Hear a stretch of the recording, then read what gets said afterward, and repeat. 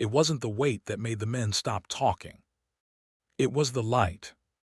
The line came up from the black Atlantic inch by inch, humming through the block like a wire drawn over glass. The sea was calm in that dead, flat way that makes you feel watched. No wind to blame for sounds, no waves to hide mistakes. Then something pale surfaced alongside the hull. Not foam, not fish belly. A blue-green glow, steady and deliberate, bright enough to paint the planks, bright enough to throw the crew's shadows across the deck as if a lantern had been lit beneath the water. Bosun Kerrigan leaned over the rail with the gaff ready, jaw clenched, eyes narrowed against salt spray. "Keep it coming," he said, and his voice sounded wrong in the light, thin, like the sea had stolen the depth out of it. The deckhand at the winch kept turning slow. The line tightened again, and the glow moved with it, tracking the tension like it could feel the ship through the rope. Then the water broke cleanly, and something rose with the line. At first you couldn't understand what you were seeing, because your mind refused to place it. A mouth too wide, not open in a roar, not snapping like a shark, simply open, as if it had forgotten how to close. Thick, inward-curving teeth like dull chisels made for holding rather than tearing. And above the mouth, a single filament of flesh arched forward into the air, ending in a bright, pulsing bulb, the source of the glow. The lure blinked once. The blink wasn't random. It was timed. Like a signal. If you're listening on headphones, imagine standing on a steel trawler deck at midnight, staring at a light that should not exist in open air. Imagine realizing the light isn't illuminating the sea for you. It's illuminating you. Kerrigan lifted the gaff. The bulb blinked again, slower this time. And the men felt it all at once, the old primitive pull to lean in closer, to look harder, to understand. The sea doesn't often offer anything clean. When it does, you step toward it without thinking. Then the line jerked, one short, controlled tug, and the trawler's rail groaned as if something below had pulled back with patience. Not fighting. Testing the anchor point. The glow dipped under the hull. The bulb blinked again, and now the light came from beneath the ship, turning the Atlantic into a shallow bowl of luminous water. One of the men whispered, "It's under us." And the Captain Hargreaves said the only honest thing he could manage. "If that line snaps, do not look down." The glow pulsed. The plank seams on deck looked like veins. And somewhere below the keel, something scraped, slow and deliberate, like a hook being drawn along iron. If you click away now, you keep the comfortable version of sea horror. Storms, ice, shipwreck, forces that don't choose. But if you stay, you'll follow what happened aboard the steam trawler Marrow in 1903, because the men didn't just hook a deep-sea animal. They hooked a signal. And once something in the abyss learns the shape of your boat, it doesn't need to chase you across the surface. It only needs to make you come back to the edge and look down. In 1903, the North Atlantic was still treated like a workplace. A dangerous one, yes, but familiar. Men didn't go to sea expecting mystery. They went expecting hardship, cold that numbed hands into claws, fog that erased distance, and gear that tore skin off knuckles. The trawler Marrow was not a grand vessel. She was practical, steam-driven, iron-hulled, built to drag the ocean for profit. Her deck was cramped with blocks, coiled line, and the smell of fish embedded into every plank seam. Captain Hargreaves ran her with the kind of discipline that grows out of survival rather than pride. He was a man who believed in routine, because routine was how you kept panic from becoming contagious. His crew was small. Kerrigan, bosun, who could judge whether by smell and line tension by feel. Elias Ward, engineer, who spoke to the steam plant like it was a temperamental animal. Tom Pell, deckhand, young enough to still feel excitement when the sea offered something unusual. Sado, a quiet fisherman hired on in Halifax, competent and unreadable, who never wasted a word. They were working a stretch of water northeast of Newfoundland, not the Grand Banks proper, but close enough that the sea still carried the same reputation: rich, cold, and unforgiving. The job that week was straightforward: long line sets and deep drag, taking what the sea gave. And for the first 2 nights, the sea gave them normal things: cod, a few halibut, some ugly deep fish hauled up from colder layers, their eyes bulging from pressure change, their bodies too soft to look real. The men joked about things that shouldn't see daylight, then threw them into bins and forgot them. Because the mind can tolerate a lot as long as it stays small. Then on the 3rd night, the lanterns began to attract insects. Not on deck, there were none in that cold air. In the water, under the hull, faint lights flickered in clusters, like drifting sparks.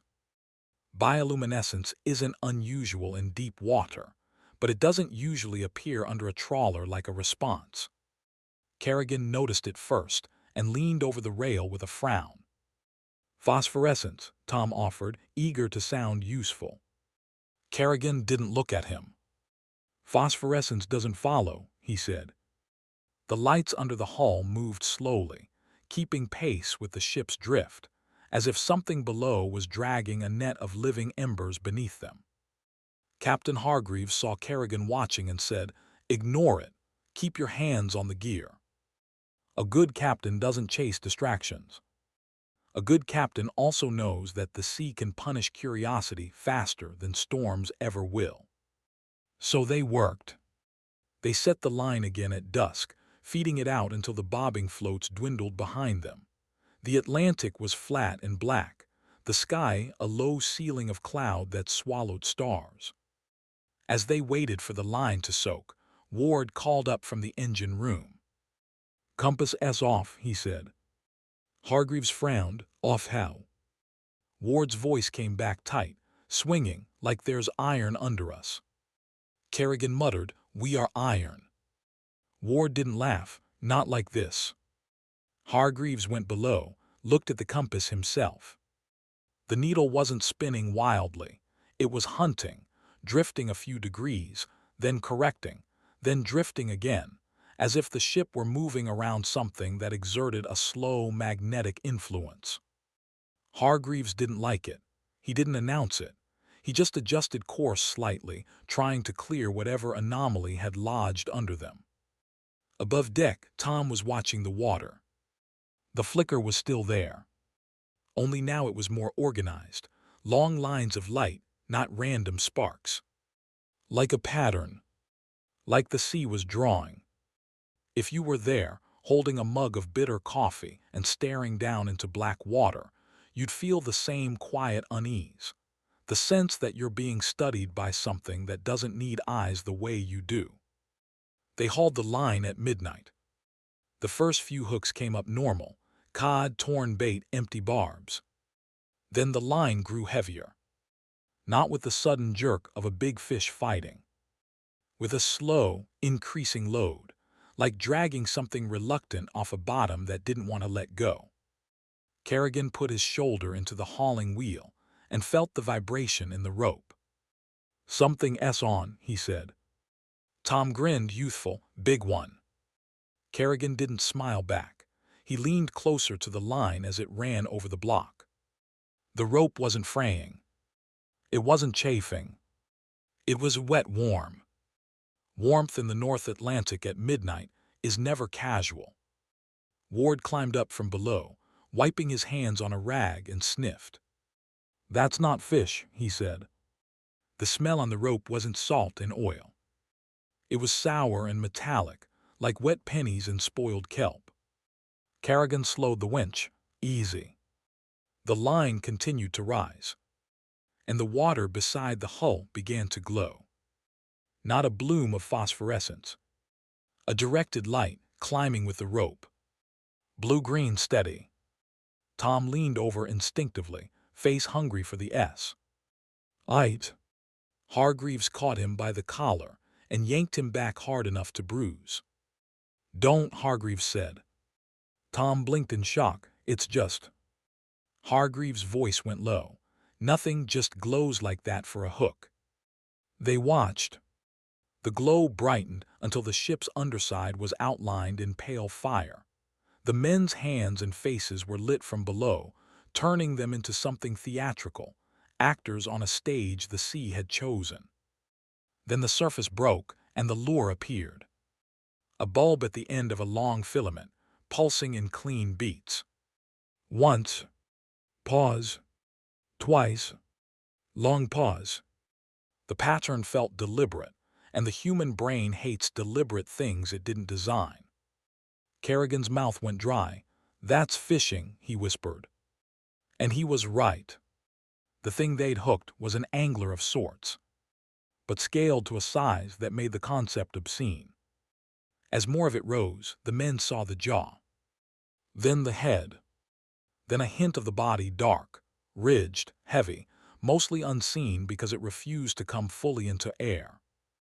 It kept itself half submerged, using the ocean like a curtain. Hargreaves raised the lantern higher, trying to see the body.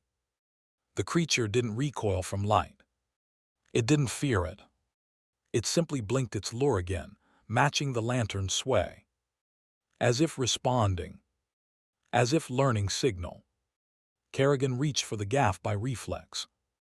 Hargreaves stopped him with a hand. "We cut it loose," Hargreaves said. Tom stared. "Captain, this is a fortune." Hargreaves didn't look at him. "This is not profit," he said. "This is attention." Kerrigan swallowed, "The hook S in it." Hargreaves nodded. "Then we remove the hook." Kerrigan stared. "From that?" Hargreaves' eyes stayed on the lure's pulse. "From the line," he corrected, "not from the creature." He took a knife and leaned in, not toward the mouth but toward the rope. The lure blinked once. Kerrigan felt the ship shiver, not physically, but in the way your body responds when it realizes something else has noticed your movement. Hargreaves cut. The rope snapped back with a wet whip crack. The glow vanished instantly, dropping under the surface like a lantern blown out. Silence. A heartbeat of relief, thin and false.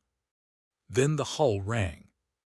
A single dull impact from below, as if something had touched iron with a blunt head to confirm. "I know this shape. I know this sound." Ward whispered, "It's under us." Kerrigan backed away from the rail.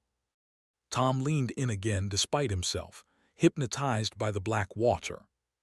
And this is where the story tightens, because the first encounter wasn't the attack. It was the introduction. The abyssal angler colossus had been hooked, yes. But more importantly, it had hooked them. Their boat's vibration, their lantern's swing, their winch rhythm. It had learned the presence of a trawler and the taste of iron. The crew slept badly after that, and when they did sleep, they dreamed of light below the keel. The next day, the sea stayed calm. That should have been a gift. It felt like surveillance. Hargreaves ordered the crew to work shallower sets. He wanted to leave the area by dusk, push south, find different water, different bottom. Kerrigan didn't argue. Tom did, quietly under his breath. "This is the kind of thing men retire on," he said.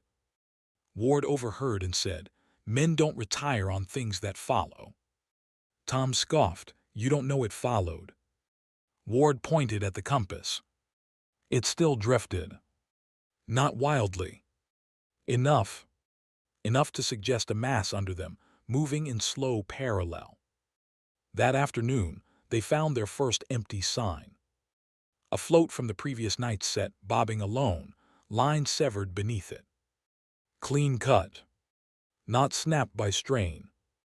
Cut as if by teeth or abrasion, something that could shear rope without needing to fight it. Kerrigan held the severed end and frowned. "It's been rasped," he said. Hargreaves stared at the cut, then at the sea, then at the horizon that offered no help. "Haul everything," he ordered. They pulled in what remained of the long line. Half the hooks were empty. Not nothing bit. Empty in the wrong way, bait gone, hooks polished, as if something had mouthed each barb and decided whether to take the offering. Tom tried to laugh it off. Sharks. Kerrigan shook his head. Shark's tear. Ward rubbed his thumb over a hook point and held it up. The metal looked burnished, smoothed by contact with something hard and wet. Whatever did this, Ward said, has teeth like stone. If you were there, you'd feel the trap spring shut at a psychological level. The sea had taken a simple job and turned it into a relationship. And you can't quit a relationship with the ocean by telling it no. You can only move. And even movement is a kind of signal. That night, Hargreaves decided to run. Not a panicked flight, an orderly withdrawal. They would steam south through the dark, keep lights low, and hope whatever had found them preferred not to follow into shallower, noisier water. Gore.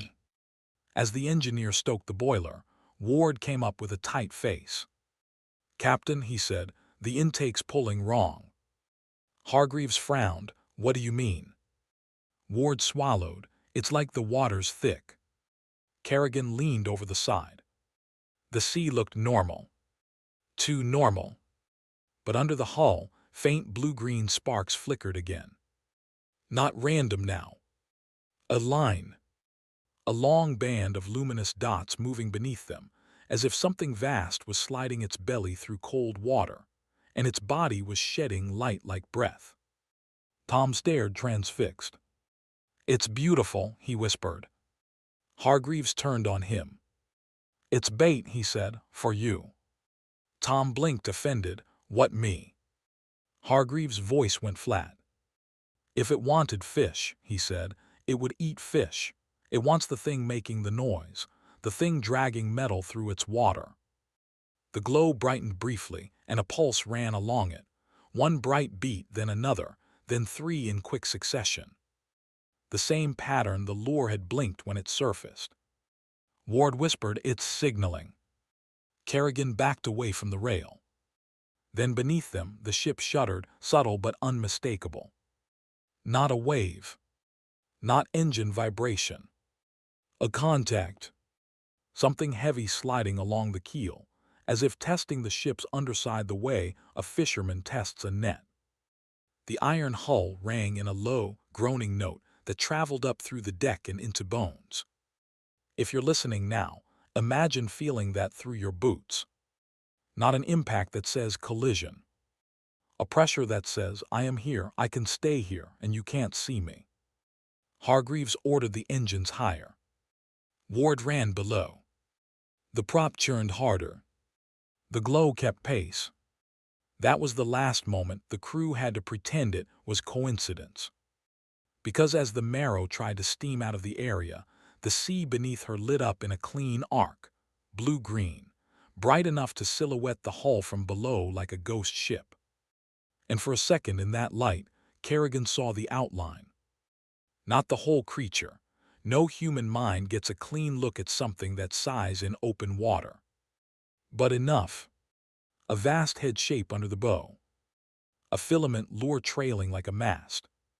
A mouth line too wide. And behind it, a dark mass moving with deliberate smoothness. It wasn't chasing. It was escorting. And if that doesn't chill you, it should, because it means the creature didn't need to sprint or strike. It already believed the ship was inside its range.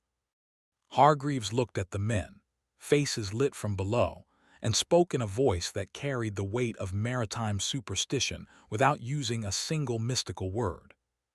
"No one leans over the rail," he said. "No one stares into the light." He paused, then added, as if talking to the listener as much as his crew. "Because the deep doesn't show you things for free." The glow pulsed again. And somewhere below the engine noise, the hull scraped, slow, deliberate, like a hook being drawn along iron a second time.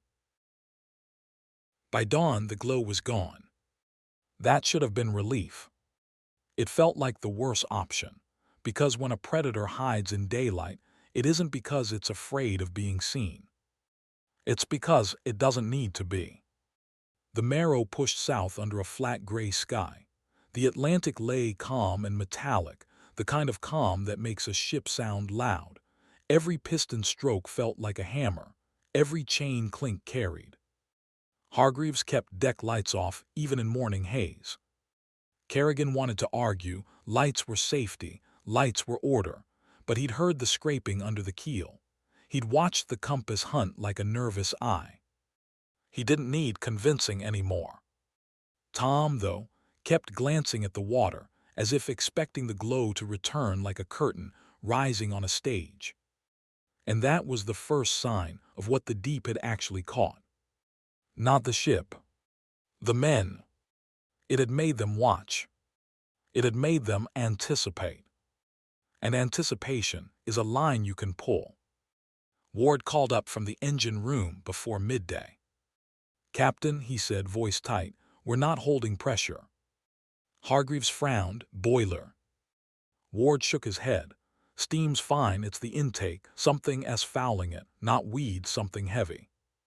Kerrigan leaned over the rail again, careful to keep his face back from the edge. The sea looked empty. Then a faint shimmer passed under the surface, deep, slow, not a wave. A displacement. Like a large body turning somewhere below the reach of light. Sato, quiet as always, took a coil of line and dropped it over with a lead weight, letting it sink. He held the line between two fingers like a musician, testing a string. He waited. Then he went still. Without drama, without a word, he handed the line to Kerrigan. Kerrigan felt it instantly, a faint vibration coming up the rope. Not a tug. Not a bite. A tremor like a low note played on something too large to see. Kerrigan looked at Hargreaves. Hargreaves stared at the line, then at the horizon. "How far south are we?" he asked.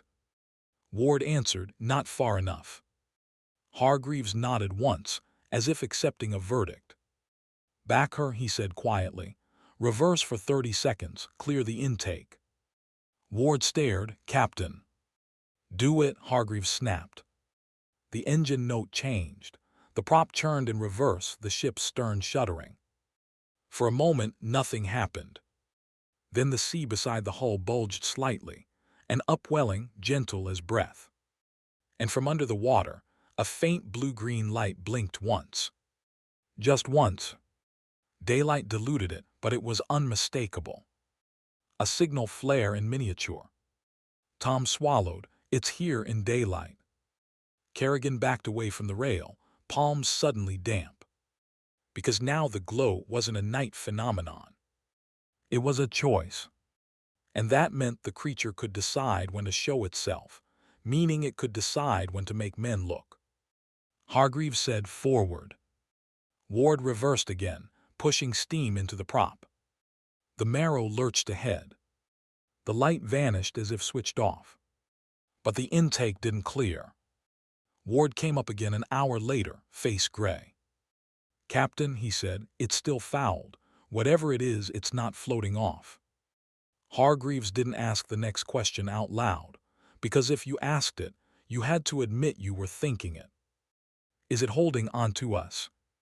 Around mid-afternoon, Kerrigan found the second sign. It wasn't light this time. It was absence. A patch of sea to starboard looked wrong, too still, like oil had been poured across it. The ship's wake cut through it and the water didn't respond properly. It didn't curl. It didn't chatter. It swallowed the wake. Kerrigan called Hargreaves over. The captain stared at the patch. "Dead water," he muttered. Tom tried to sound knowledgeable. "Currents, layers." Hargreaves didn't look at him. "Dead water doesn't happen this clean," he said. Sato crouched and dipped his fingers in the surface as if tasting. He looked up and said his first full sentence since he'd boarded the ship. "Not water," he said. Kerrigan frowned. "What then?" Sato rubbed his fingers together. "Slime," he said simply, "like deep fish." Ward came up behind them, wiping his hands again and again as if he couldn't get clean. "Captain," he said, The hull's making noise. Hargreaves turned. What noise?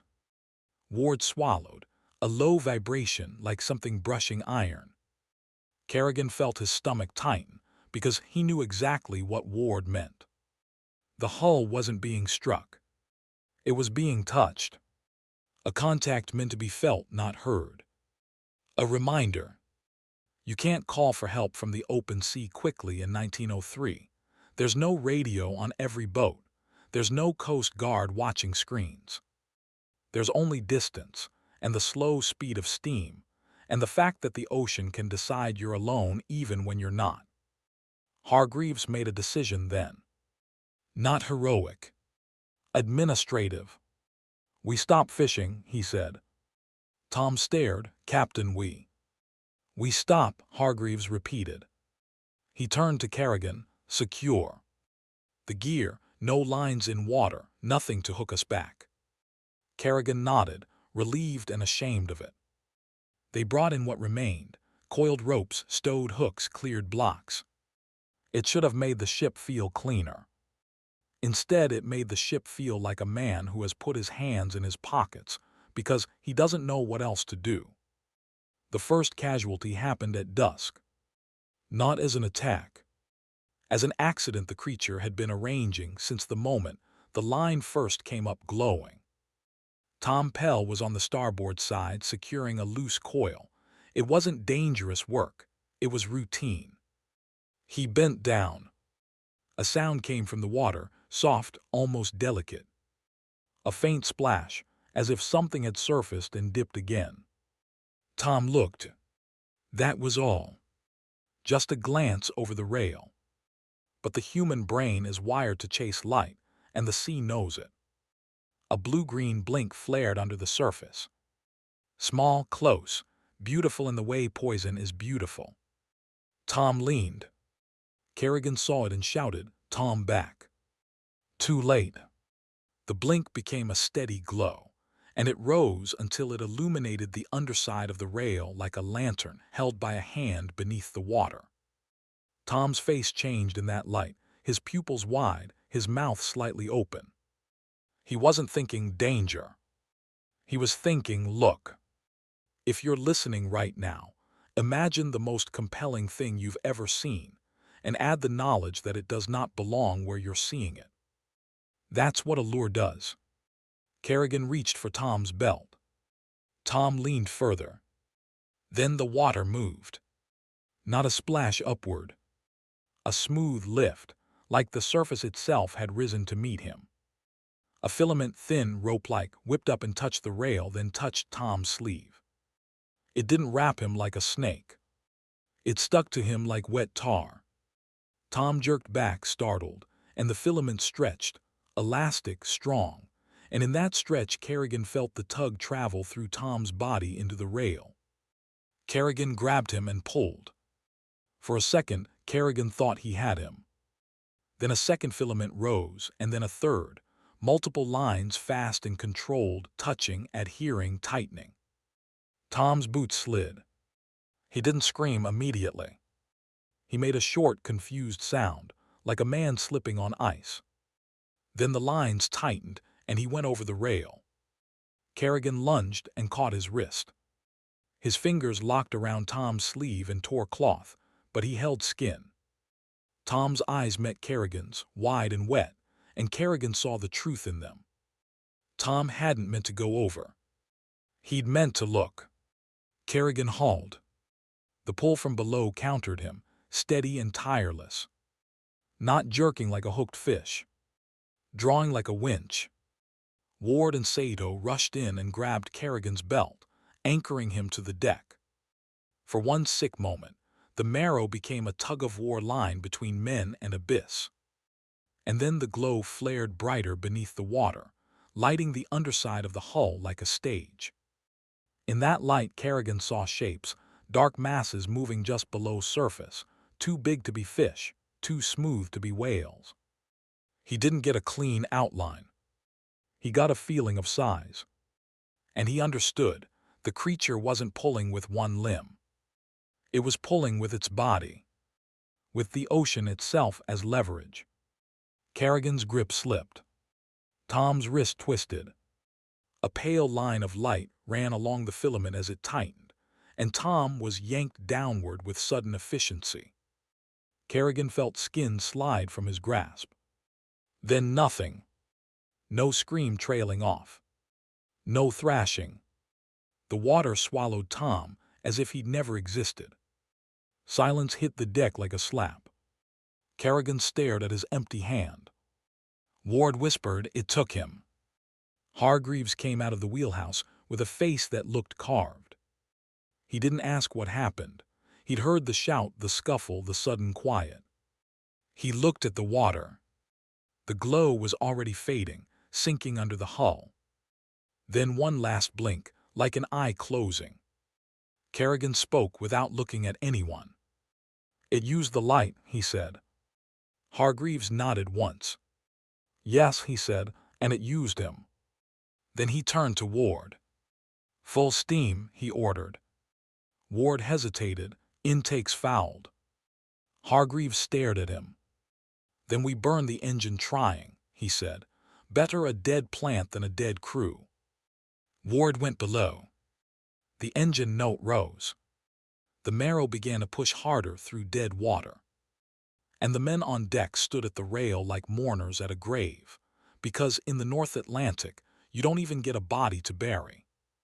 You get only the emptiness where a man stood, and the knowledge that the sea can take without mess. That's what makes it so easy for stories to become rumors. No proof, only absence. After Tom, the crew became quiet in a new way. Not fearful chatter. A disciplined silence.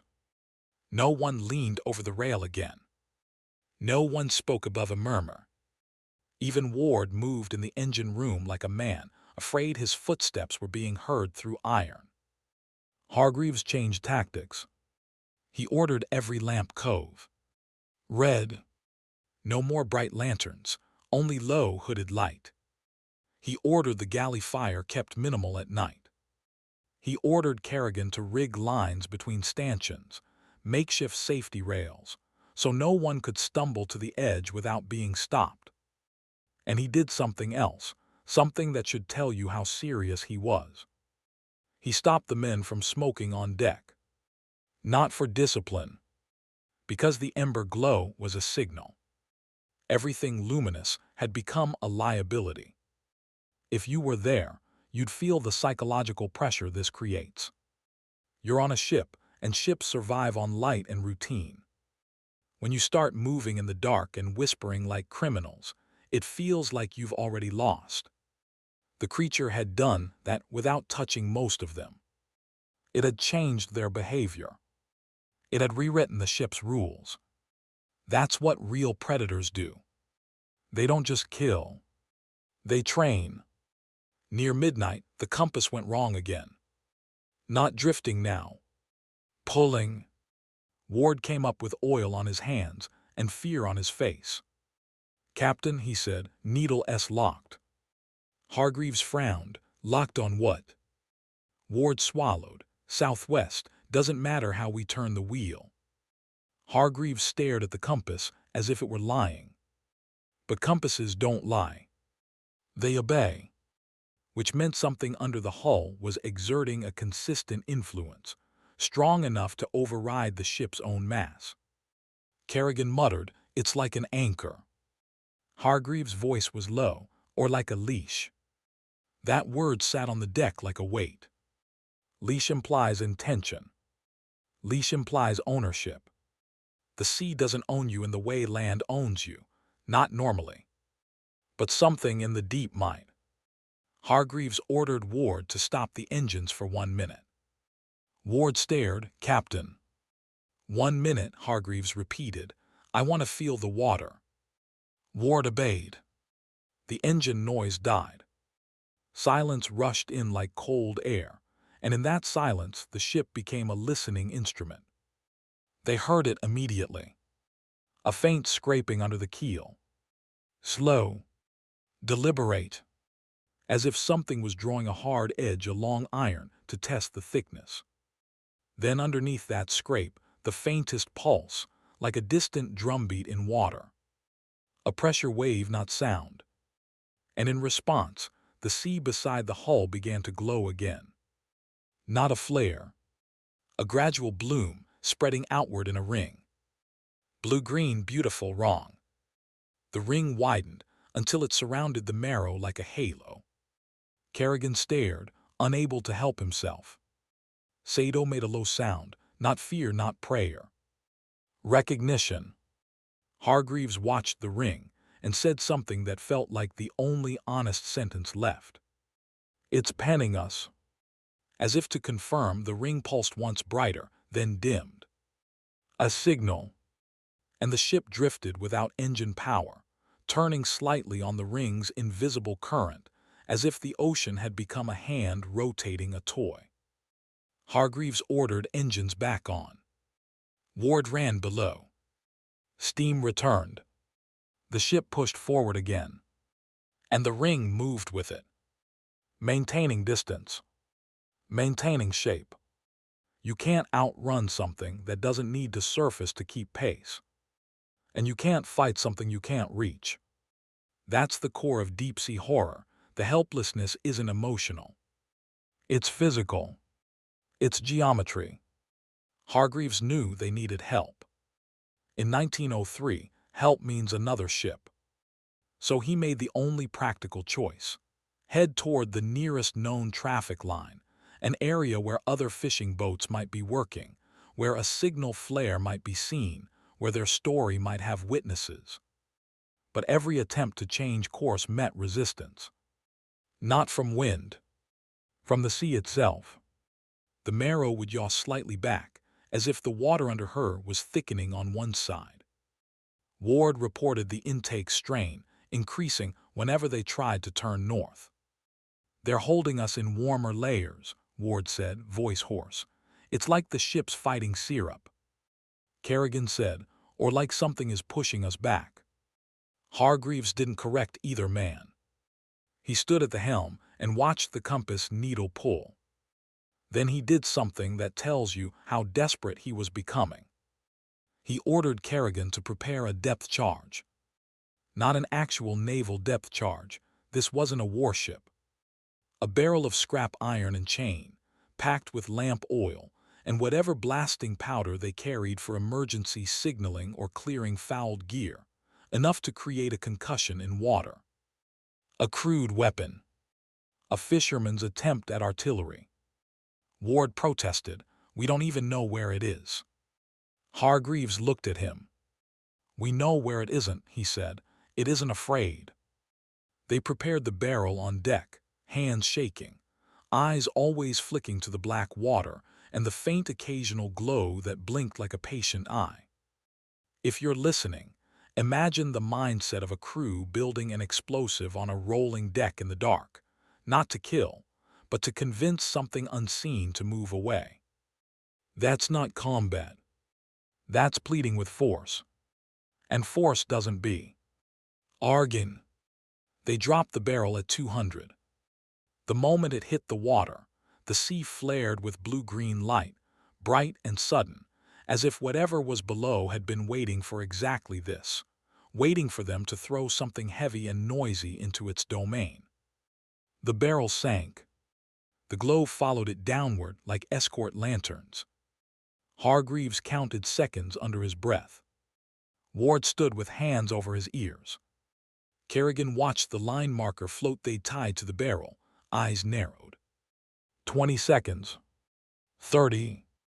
Then the charge went off. A muffled thump that you felt through the deck more than you heard. The iron hull trembled. A brief spout of disturbed water rose alongside, and for a moment the glow vanished entirely. The sea went black. Kerrigan exhaled, a sound like relief trying to be born. Then the glow returned. Not scattered.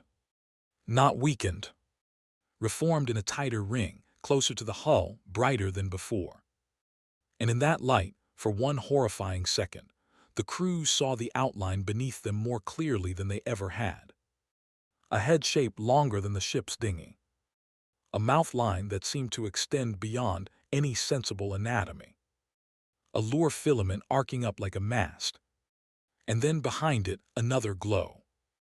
A second lure. Further back. Deeper. Not a reflection. Another signal point. Kerrigan's voice came out cracked. There's more than one. Hargreaves stared at the second glow, as if his mind refused the math.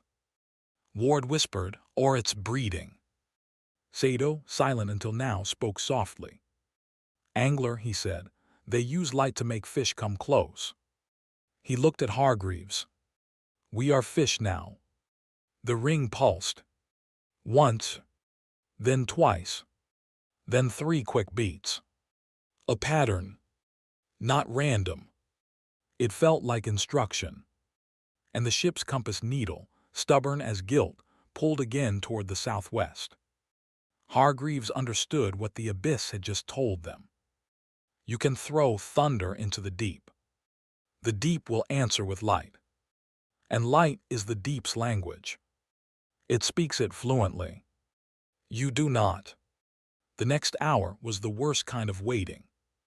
Nothing attacked. No one was taken. Instead, the ship was escorted, held in the ring of glow, herded by water pressure and fear. Hargreaves kept the engines pushing, but the Marrow made poor speed, as if the ocean under her had thickened into a slow current. Ward came up again, face drawn. Intake's clogging, he said. If we keep this up, we cook the plant. Hargreaves nodded, eyes fixed forward. Then we cook it, he said. Kerrigan stepped closer to the captain and spoke quietly, as if too much volume might trigger the lights. What's it doing? Kerrigan asked. Why not take us all? Hargreaves didn't answer immediately. Then he said the most mature, brutal thing a man at sea can admit. Because it doesn't need to, he said. He glanced at the ring of light. It's making us stay at the rail, he added. It's making us watch, it's choosing moments. He paused. And it's learning how we react. That realization is a trap you can't step out of. Because once you believe you're being studied, every action becomes compromised. Do you turn lights off? It learns darkness changes your behavior. Do you run the engines? It learns vibration means movement. Do you drop explosives? It learns you can hurt the water. Whatever you do, you teach it something. And teaching a predator is rarely wise. The glow pulsed again, slow now as if satisfied. Then in the light beneath the hull, something scraped along iron one more time. Not hard. Not damaging. A touch like a finger on a page. A reminder that it was still there. Still controlling the distance. Still deciding when the next thing would happen. Hargreaves looked at Kerrigan and spoke the line that would later appear in the statement taken from the surviving crew. We're going to see it again, he said, in daylight. Kerrigan swallowed. How do you know? Hargreaves stared at the ring. Because it wants us to, he said. And as if to prove him correct, the glow rose, closer to the surface, bright enough now that the water around the ship looked shallow. A false shallowness. A stage built from light. The lure blinked once, clean and deliberate. And the crew, despite every order and every fear, found their eyes dragged to it anyway. Because the abyssal angler colossus had done what the deep has always done best. It didn't chase them. It made them hold still long enough for the next chapter to happen. Daylight didn't end the glow. It only made the glow look deliberate. In the early hours, when the sky went from black to iron gray, the ring beneath the Marrow rose closer to the surface, blue-green light in clean arcs, bright enough that the men could see the pattern even through morning haze. Not scattered phosphorescence. Not random sparks. A boundary. Hargreaves stood at the rail with his coat collar up, eyes bloodshot from no sleep, watching the light draw a circle around his ship like chalk around a body. Ward came up from below, face hollow. Boiler's holding, he said. Intake is she's choking. Hargreaves nodded once, as if the information only confirmed what he already felt through the deck. Kerrigan hadn't moved from his post since Tom went over. His hands were raw from hauling rope and then hauling regret. He stared down at the light and said quietly, "It wants us to see it in day." Hargreaves didn't argue.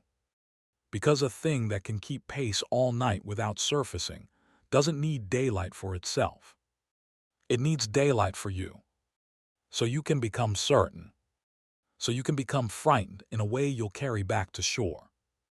So you can become a story that spreads the correct kind of caution to the next boat. Or worse, the correct kind of curiosity. Ward swallowed. "What do?" he asked. "We can't outrun it." Hargreaves looked at the compass. The needle still pulled southwest, with the stubbornness of a lie that's turned into law. Then he looked at the ring of light. And he made the only choice that sounded like control, even if it was. "We break the light," he said. Kerrigan frowned. "How?" Hargreaves turned his head slightly, voice low, almost instructional, as if he were speaking to someone who might someday be in the same situation. "Light is its net," he said. "So we dirty the water, we make the sea opaque." Ward stared. "With what?" Hargreaves looked at the deck. Coal dust, engine ash, lampblack oil. "Everything that makes water blind," he said. They worked like men, trying to paint over a nightmare. Ward hauled up a bucket of ash and coal dust from below, fine black powder that clung to skin and lungs. Kerrigan and Sato brought lamp oil and old fish waste from the bins, anything that would spread a surface film. They mixed it into slop, black, greasy, then poured it over the side in a wide arc. The oily film spread quickly, thinning into a slick that dulled the sea's surface sheen. The ash drifted down like dirty snow. For a moment, the ring beneath them dimmed. Not gone. Weaker.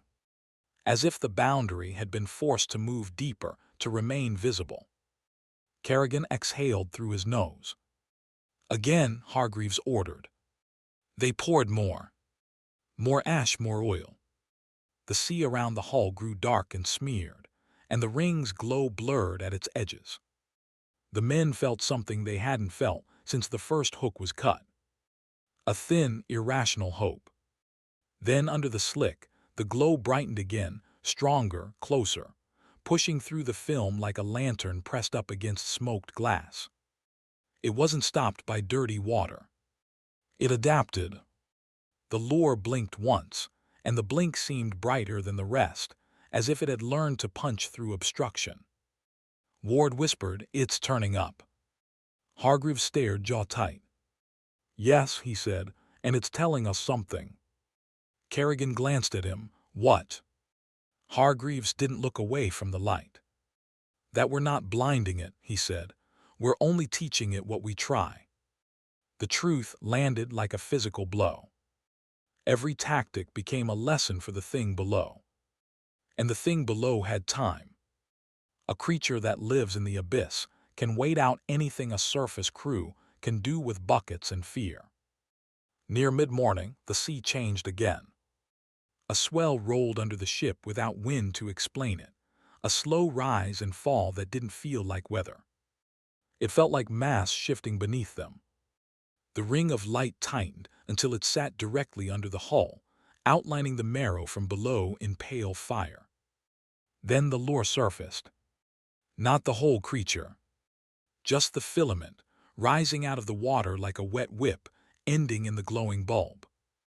In daylight, the bulb looked less magical and more obscene, tissue and fluid, a living lantern, pulsing steady like a heartbeat that wasn't yours.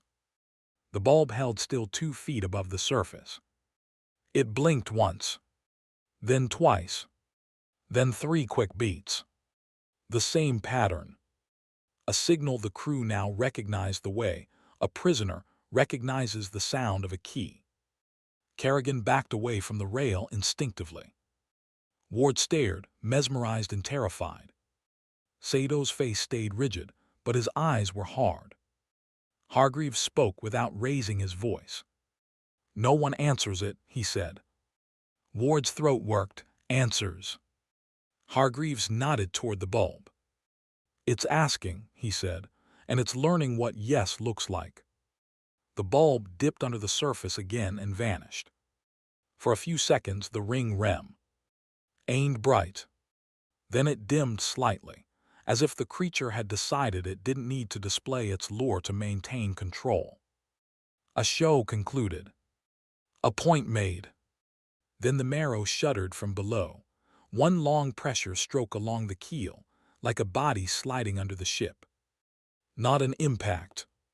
A deliberate touch, slow enough that the iron hull sang in a low groan. Ward gripped the rail. Kerrigan felt it through his boots. He whispered, "It's stroking the ship." Hargreaves said nothing, because giving that image words made it worse. It made it intimate. And intimacy was exactly what the abyss was forcing on them. By noon, the engine plant began to fail in a predictable way. Ward came up, soot-streaked, furious with helplessness. "Captain," he said, "we're overheating the condenser. Intake's still fouled. If we keep forcing speed, we'll crack something." Hargreaves looked out at the horizon. No sails. No smoke. No help. Then he looked down at the light pen under his ship. And he chose a risk that only looks reckless until you remember the alternative. "We stop," he said. Ward stared. "Stop." "Dead stop," Hargreaves confirmed. Kerrigan's face tightened. "Captain." Hargreaves cut him off with a hand. "If it's holding the intake, we don't fix it running blind," he said. "We find the fouling, we cut it away." Ward swallowed. "From where? We can't see under the hull." Hargreaves' eyes went to the ship's small service boat, lashed on deck. "We lower the boat," he said. "We put 2 men over the side on a line, we look." Kerrigan stared at him as if he'd ordered a suicide. Hargreaves met his eyes. "I know," he said quietly. "I know what I'm asking." Then to the whole crew, voice hardening. "Pick the men who can hold their heads and not look into light." No one volunteered quickly. "That tells you everything." Finally, Sato stepped forward, expression unreadable. Kerrigan stepped beside him, because guilt is a stronger rope than fear. Ward tried to protest again. Hargreaves stopped him with a look. "Get your plant cooled," he said. "If we die, I'd rather it's not because we cooked ourselves trying to outrun a thing that doesn't tire." Ward went below. The engine note fell until it was only the hiss of steam and the soft slap of water. Silence returned. And in that silence, the ring of light brightened again like approval. They lowered the service boat over the side with ropes, moving carefully, speaking only in short commands. The ocean was too calm. Calm makes every small sound matter. As Sato and Kerrigan climbed down, Hargreaves held the rope line himself, anchoring them. "Do not look straight down," he warned, voice low. "Feel with your hands, work by touch." Kerrigan didn't answer. He couldn't afford the breath. The small boat drifted under the hull, bumping lightly. Sato leaned out and ran a pole along the ship's underside where the intake sat. He moved like a man working in a dark room, relying on pressure and texture. Then his pole stopped. He froze. He turned his head slightly toward Kerrigan and spoke one word. "Here." Kerrigan leaned carefully, not overbalancing, and reached with his gloved hand under the hull lip. His fingers found something that didn't belong. Not seaweed. Not rope. A thick, fleshy line, firm, elastic, stuck to iron like suction tendon. Kerrigan's stomach turned. It felt alive in the simplest possible way. It pushed back. Not actively pulling. Just holding its place. Kerrigan looked up at Hargreaves. He didn't need to speak. Hargreaves saw the expression and understood. "It's attached," Ward murmured from the deck, having come up silently. Hargreaves nodded once. Kerrigan pulled his knife, and began sawing at the line where it met iron. The blade met resistance like cutting rawhide. As he cut, the line trembled faintly, and the tremor traveled along it away into the water. A message sent down a living cable. If you're listening now, imagine this. You're cutting the thing that is holding your ship, and you can feel the signal leave your hands. Kerrigan's mouth went dry. Cut faster, Hargreaves called down. Kerrigan sawed harder. The line parted suddenly. The severed end snapped away into the water with a whip motion, disappearing under the hull. For one heartbeat, everything went quiet. Then the light pen flared. Not gradually. Suddenly bright, as if the creature had turned every lamp it owned upward. The ocean around the boat became a glowing bowl. Sato stiffened. Kerrigan's grip tightened on the gunwale, knuckles white. Hargreaves shouted, "Up, up." They began hauling the men back up the rope. Kerrigan climbed fast, boots slipping. Sato followed. And as they rose, the sea under the hull moved. A huge mass turned beneath the light, slow and inevitable. For a moment, long enough to scar memory, the crew saw the outline clearly. A head broader than the ship's boat. A mouth line like a wound, and heavy. And worse, a second lure to starboard blinking independently. 2 points of light. 2 bodies. Or one body with more than one lamp. The water surged, and the service boat slammed against the hull hard enough to crack a plank. Kerrigan nearly lost his grip. Sato climbed with his face turned away from the light like a man refusing hypnosis. Hargreaves hauled until his shoulders screamed.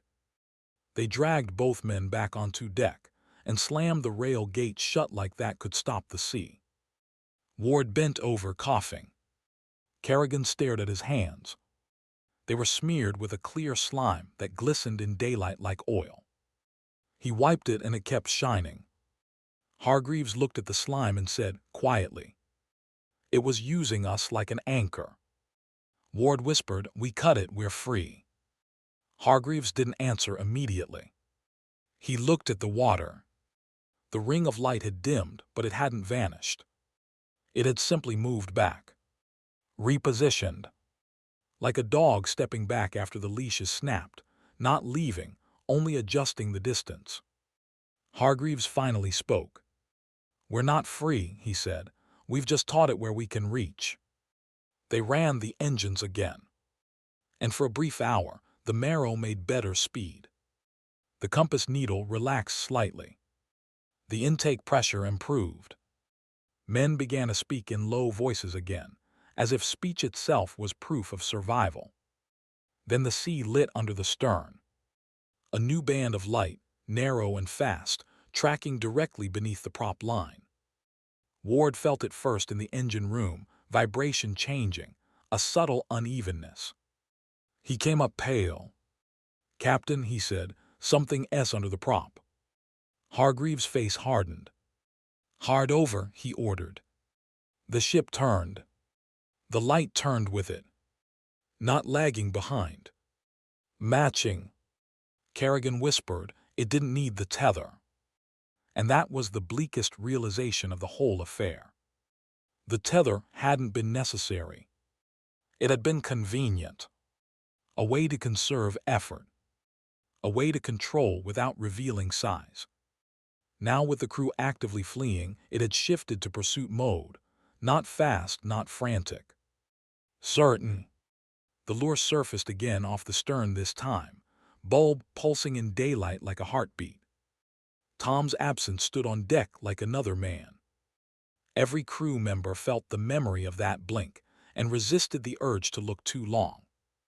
Hargreaves saw their faces. He knew a ship doesn't just break by steel and steam. It breaks by attention. So he did something brutal. He gave the men a job. "Kerrigan," he barked, "get every flare, every lamp, every oil rag. We make one bright point away from the ship." Ward understood before Kerrigan did.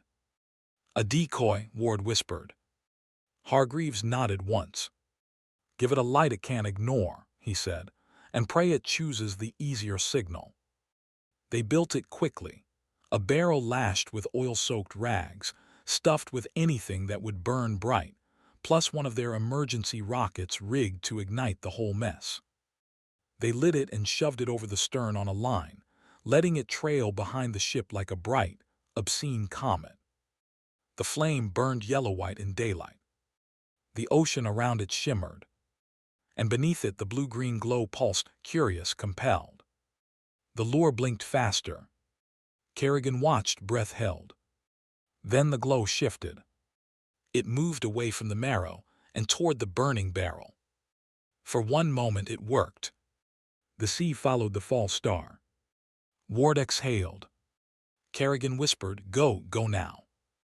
Hargreaves pushed steam and drove the ship hard, the engine plant protesting. And behind them the bright decoy bobbed and burned, and then the flame suddenly went out. Not from water, as if something beneath it had pulled it down, smothering it. The sea turned black again. Then farther back, a single blue-green blink flashed, one last pulse, like a predator closing its eye after feeding. The decoy was gone. The abyss had taken the offering. And for the first time since Tom, the crew understood a horrible mercy. It could have taken them any time it wanted. It was choosing when. They reached the edge of shallower water by late afternoon, the soundings changing, the sea color shifting slightly, the swell pattern altered. The marrow began to move differently, less sluggish. The ring of light beneath them faded to faint sparks, then disappeared entirely. The compass needle steadied. Ward's intake readings normalized.